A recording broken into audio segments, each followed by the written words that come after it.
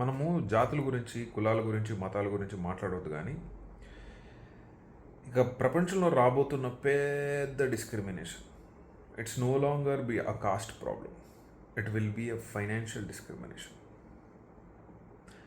అంటే ఉండొచ్చు భయ్, నీ దగ్గర 50 మంది స్టాఫ్ ఉండొచ్చు, 100 మంది స్టాఫ్ ఉండొచ్చు, వాళ్ళకు టాయిలెట్, కస్టమర్కు టాయిలెట్.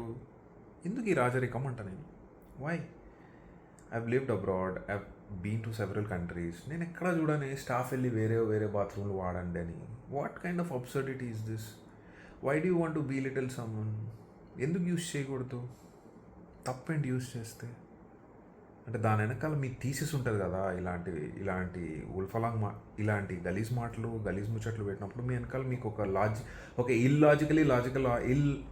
దీని వెనకాల ఒక ఇల్లాజికలీ ఫ్రేమ్డ్ ఆర్గ్యుమెంట్ ఒకటి ఉంటుంది. అదేదో ప్రజెంట్ చేయండి. ఇంకా ఇలా స్టార్ట్ చేద్దాం మనం కొత్త డిబేట్.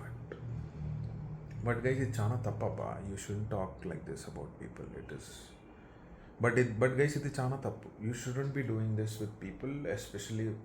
బట్ గైస్, ఇది చాలా తప్పు. You should be doing this way. You should be treating people this way. మనం చరిత్ర ఎత్తి చూసుకుంటే చాలా జరిగినాయి. I don't want categorically say things that could be hurtful to people, but we all know what I'm talking about. ఇంకా next జరగబోయేది ఇది. Eventually ఈ మతాలు, కులాలు బ్యాక్ సీట్కి వెళ్ళిపోతాయి. Financial discrimination is the problem of the new world.